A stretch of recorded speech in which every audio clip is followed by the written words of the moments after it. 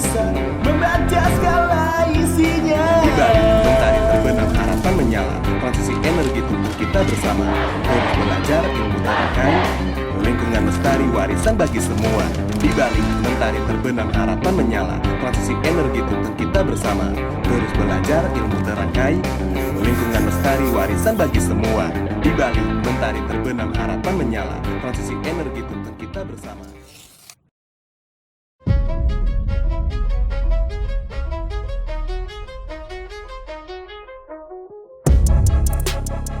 Mesin-mesin globalisasi menciptakan generasi masyarakat konsumen.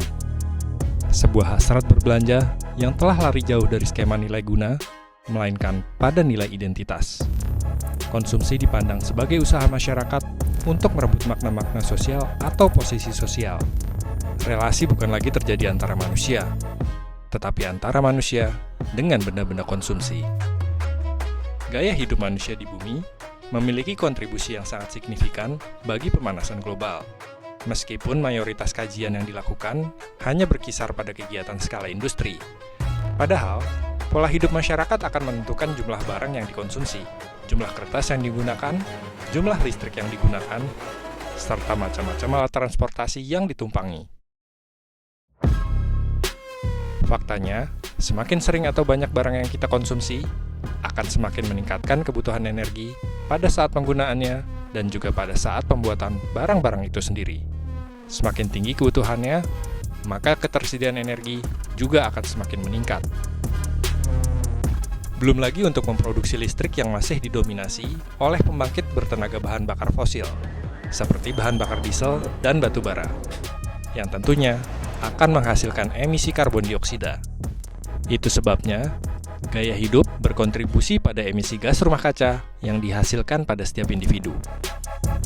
Sayangnya, masing-masing individu seringkali tidak mengetahui berapa banyak gas rumah kaca yang mereka hasilkan dalam setiap kegiatan mereka sehari-hari. Mulai dari penggunaan beberapa produk, penggunaan listrik, maupun alat transportasi. Gaya hidup ramah lingkungan belakangan ini telah ramai dikampanyekan, mulai dari penggunaan tumbler dan tote bag sebagai pengganti kemasan plastik sekali pakai, meskipun di berbagai kelompok masyarakat masih ada keberatan. Lalu, mengapa hal-hal sepele seperti ini perlu dilakukan?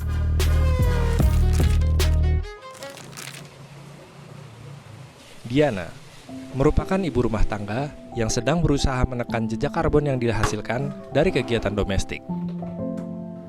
Berkat kerja kerasnya, Diana mampu membangun tempat tinggalnya dengan kesadaran kritis di mana penggunaan energi listrik mampu ditekan semurah mungkin.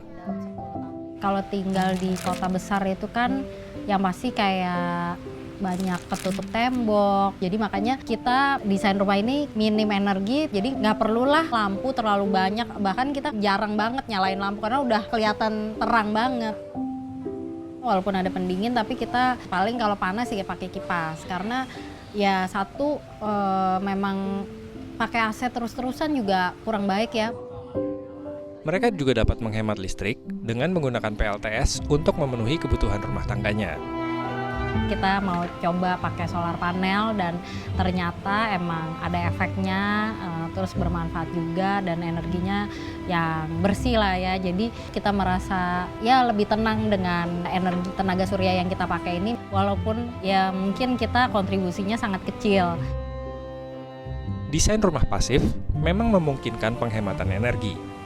Apalagi dipadukan dengan area terbuka hijau, membuat udara lebih nyaman meskipun berada di kawasan padat penduduk. Selain konsumsi energi listrik yang hemat, Diana juga memulai mengurangi sampah organik yang kerap menjadi masalah besar bagi perkotaan. Pas lagi saya gunakan home biogas ini, saya jadi lebih sadar lagi kalau ternyata food waste kita tuh banyak. Kayak kita jadi kayak lebih sadar lagi kalau belanja mungkin sayur, buah, dan makanan lainnya tuh ya kita harus lebih bijak. Dengan menggunakan home biogas, kini Diana tidak lagi menghasilkan sampah organik. Lebih dari itu, kini mereka mendapatkan gas dan pupuk organik yang bermanfaat. Begitupun dengan sampah fashion yang kian lama menjadi masalah baru. Diana memulai dengan istilah slow fashion. Dulu saya bekerja di bidang fashion design. Nah, saya tahu banget orang itu suka banget beli baju baru gitu, modelnya macam-macam. Nah sekarang kan udah lebih ke arah slow fashion. Jadi kayaknya baju gitu kita justru ke arah yang kalau bisa tuh kita pakai terus gitu. Nah itu juga salah satu gerakan yang kita bisa praktekin lah untuk membantu ya bikin lebih baik semua ini. Diana memulai langkah baiknya dari dalam rumah, sedangkan Nasrullah memulainya dari jalanan. Di tengah kemacetan yang menggila, Nasrullah memilih untuk mengayuh sepedanya menuju tempat ia bekerja. Jadi awalnya karena memang saat itu pandemi, bepergian dengan kendaraan umum saat itu ngeri ya, takut-takut gitu dibatasi. Akhirnya saya memilih bersepeda untuk kemana-mana. Nah, ada pilihan kita naik mobil, ada pilihan naik motor. Tapi salah satu pilihan jatuh kepada bersepeda itu karena selain saya merasa lebih sehat, berkontribusi pada lingkungan, lebih irit, juga itu mengembalikan memori saya saat kecil gitu. Terus kayak kita lagi main-main aja. Selain sehat, bersepeda juga mampu menghemat biaya transportasi, sehingga keuangan dapat dikelola untuk hal yang lebih produktif. Sejak bersepeda, anggaran yang harus saya alokasikan untuk ngisi kartu uang elektronik itu jadi berkurang. Waktu dulu masih full kereta, itu saya bisa sebulan ngisi bisa 500 kayaknya ya. Sekarang itu paling ngisi 100. Kalau mobil itu kalau ngisi bensin 400.000 itu kayaknya seminggu nggak ada deh. Lebih murah dengan bepergian seperti ini. Secara tidak langsung mengurangi polusi dan gas emisi gitu. Bagi Jakarta, transportasi publik merupakan satu-satunya jalan untuk mengurai kemacetan dan menekan polusi dari transportasi bermotor yang menyumbang 40% dari total polusi. Bagi masyarakat sangat merasa bersyukur dengan hadirnya moda transportasi publik yang modern seperti MRT di Jakarta itu, karena dia datang itu bukan hanya dengan kereta dan stasiun ngangkut orang, tapi juga berbagai fasilitas seperti trotoar di sepanjang jalan itu dirapiin, dibangun sama mereka. Jadi sudah semakin banyak pilihan bagi kita untuk menggunakan transportasi publik untuk mobilitasnya. Dengan hadirnya infrastruktur yang memadai, mampu mendorong perilaku-perilaku masyarakat yang lebih baik. Kesadaran kolektif dan inisiatif-inisiatif tersebut lahir dari masyarakatnya sendiri. Dengan hadirnya seperti ini, dia membawa fasilitas-fasilitas lain. Turunan yang dibawanya itu yang sebenarnya kita impikan. Perubahan gaya orang bermobilitas gitu. Sesuatu yang mungkin tidak pernah kita lihat 5-6 tahun lalu, sekarang itu wah tertib sekali. Orang bisa ada berubah menjadi lebih baik kalau infrastrukturnya juga sesuai gitu. Ada ungkapan yang pernah saya baca itu, design safe behavior. Di balik kesadaran sederhana Nasrullah, ada persoalan besar bagaimana transportasi menyumbang 40% polusi udara Jakarta, serta kemacetan yang merugikan lebih dari 65 triliun per tahunnya, di mana energi bahan bakar juga terbuang sia-sia di tengah ancaman krisis energi. Indonesia sendiri masuk dalam 10 besar kota dengan polusi udara terburuk dan menjadi negara di Asia Tenggara dengan tingkat polusi udara paling buruk yang menyebabkan peningkatan penyakit pernafasan. Pengembangan transportasi publik yang nyaman menjadi satu-satunya jalan mengurai persoalan ini.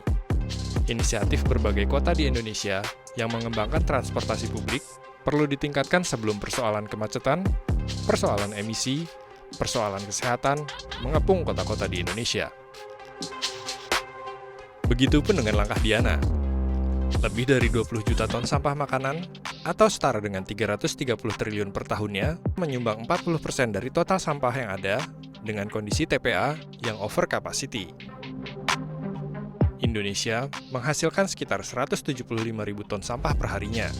Namun, baru 7,5% saja yang didaur ulang dan dijadikan kompos.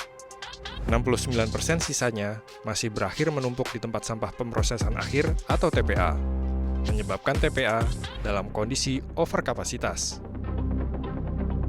Di tengah inisiatif Diana, konsep TPA memang sudah tidak relevan dengan perkembangan zaman. TPA selalu menghadirkan masalah baru alih-alih sebagai solusi. Sampah seharusnya sudah diminimalisir dan dikelola sejak dalam ruang lingkup yang paling kecil, yakni keluarga. Bank sampah selayaknya sudah menjadi instrumen baru dalam pengelolaan sampah. Pemerintah sendiri menargetkan Indonesia bebas sampah pada tahun 2025 dengan pengurangan sampah sebanyak 30% dan pengelolaan sampah sendiri mencapai 70%. Target ini akan sulit diwujudkan jika TPA hanya satu-satunya solusi. Namun bagaimanapun, fasilitas dan dana sebesar apapun tidak dapat mengurai masalah jika gaya hidup masyarakat tidak berubah. Gaya hidup Diana dan Nasrullah merupakan bagian utama dari perubahan besar. Lalu, apakah kita dapat mengambil bagian dari langkah perubahan ini? Sepanjang siklus hidup manusia, seperti konsumsi energi, kebiasaan transportasi, pengelolaan limbah, dan pilihan makanan, menghasilkan sejumlah karbon, yang artinya kita dapat menghitung jumlah karbon yang dihasilkan. Dengan mengukur jejak karbon, kita dapat memperoleh pemahaman serta mampu mengidentifikasi di mana area aktivitas yang dapat diubah agar dapat mengurangi emisi. Saat ini, telah banyak inisiatif masyarakat untuk membangun platform yang biasa disebut dengan Carbon Calculator. Platform ini dapat menghitung seberapa besar jejak karbon yang kita hasilkan dari setiap individu. Imbangi, carbonetics.co, jejakkarbonku.id, jejakin app, dan hijauku.com merupakan beberapa pilihan aplikasi yang dapat membantu kita untuk menghitung jejak karbon. IESN misalnya punya platform yang namanya kalkulator jejak karbon, di mana kita bisa menghitung seberapa besar emisi yang kita keluarkan per hari dari aktivitas transportasi, menggunakan listrik, dan lain sebagainya, yang bisa menjadi benchmark atau baseline. Kalau kita mau mengurangi emisi, berapa yang bisa kita kurangi dan bagaimana caranya. Di platform ini kita juga bisa berkomitmen untuk mengurangi emisi yang kita hasilkan. Setidaknya terdapat 7 kategori aktivitas yang dapat dihitung, yaitu jejak karbon kendaraan, peralatan listrik, konsumsi listrik wilayah, limbah sampah, bahan bakar industri, pendingin ruangan, dan emisi dari peternakan. Kalau kita mau menghitung sebenarnya saya itu gaya hidupnya rendah karbon atau enggak ya, apakah kita mengeluarkan banyak emisi untuk kegiatan datang ke kantor atau datang ke sekolah, beraktivitas, menggunakan kendaraan, menggunakan listrik dan lain sebagainya. Oh, dalam sehari ini ternyata saya mengeluarkan emisi karbon sekian kilogram CO2 ekuivalen. Di situ kita juga bisa mengumumkan komitmen ya. Jadi misalnya, oh ternyata jejak karbon saya sekian 10 kg per hari, saya mau menguranginya 30%. Nanti dalam 3 bulan bisa isi lagi dengan upaya-upaya yang kita lakukan. Kalau misalnya tadinya menggunakan kendaraan pribadi, bisa menggunakan kendaraan umum atau jalan kaki. Siang hari tidak menggunakan lampu atau tidak menggunakan AC misalnya. Itu adalah cara-cara paling sederhana yang bisa dilakukan untuk mengurangi emisi. Dari aktivitas yang tampak sederhana, telah menyumbangkan rata-rata jejak karbon mencapai 4 ton CO2 per tahunnya. Sedangkan untuk menghindari kenaikan suhu bumi 2 derajat Celcius, jejak karbon global rata-rata harus turun hingga di bawah 2 ton per tahunnya pada tahun 2050. Belakangan ini juga bermunculan beragam produk bersertifikat hijau, di mana suatu produk harus memiliki aspek kemanusiaan, kelestarian lingkungan, dan kesejahteraan masyarakat lokal. Produk yang telah lulus sertifikasi biasanya diberi label atau tanda khusus yang dapat membantu konsumen mengidentifikasi produk yang telah memenuhi standar tertentu berdasarkan kajian ilmiah. Dengan hadirnya label pada suatu produk, memungkinkan kita untuk memulai menggunakan produk yang mampu meminimalisir dampak lingkungan. Transisi energi memungkinkan banyak sekali pihak untuk bisa berpartisipasi di dalamnya. Jadi hal yang paling sederhana yang bisa dilakukan sebagai pengguna energi barangkali adalah mengubah gaya hidup kita sehari-hari. Diana dan Nasrullah telah memulai langkah kecil berdampak, yang mampu mengurangi jejak karbon serta dapat menghemat energi itu sendiri. Penting banget buat kita itu menggunakan energi secara bijak dan juga kayak mengolah sampah lebih baik gitu ya. Makanya ya kita harus memulai ini dari rumah supaya anak-anak kita nanti juga akan lebih aware tentang itu dan mereka nggak merasa beban untuk melakukan perubahan ke arah yang lebih baik.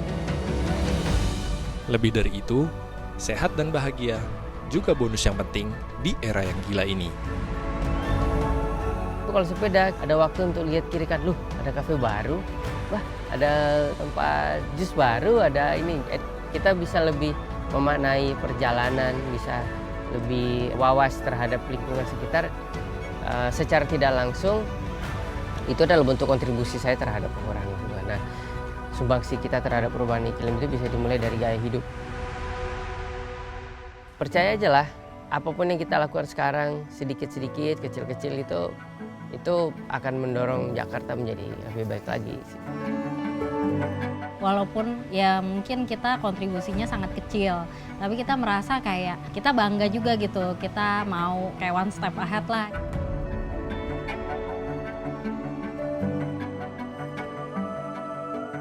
Bumi telah mengalami 5 kali masa kepunahan. Perubahan iklim yang tidak terkendali diyakini sebagai masa menuju kepunahan yang ke-6. Upaya menekan laju perubahan iklim 2 derajat pada tahun 2050 bukan hanya slogan semata. Sinar matahari, air yang mengalir, angin yang berhembus, hingga limbah sekalipun merupakan ilmu pengetahuan yang memungkinkan kita untuk memperlambat kepunahan di masa yang akan datang. Transisi energi sudah selayaknya menjadi momentum perubahan, bukan hanya soal teknologi, teknis dan perhitungan kapital semata. Tapi yang jauh lebih penting adalah perubahan sejak dalam pikiran yang mengalir pada sebuah tindakan sekecil apapun.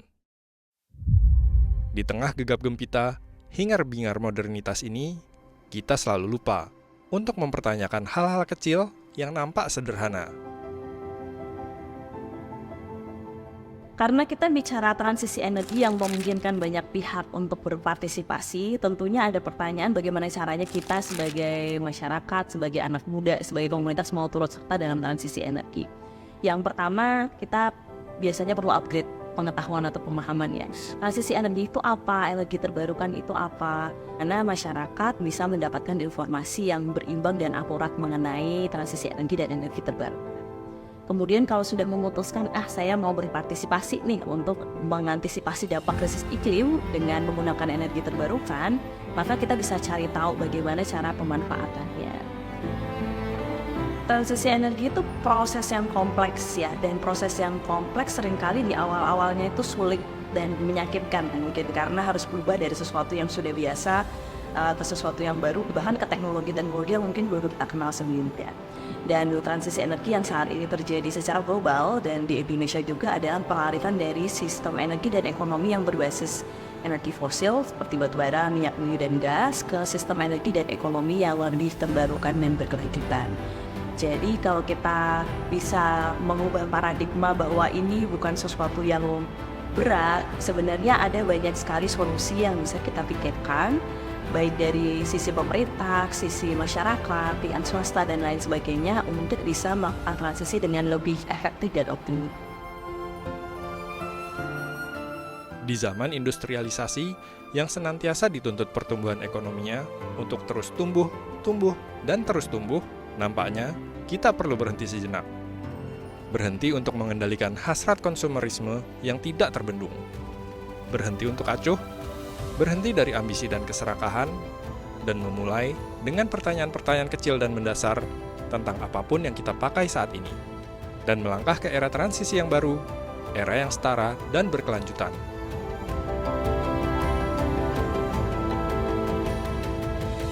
Apalah arti tumbuh?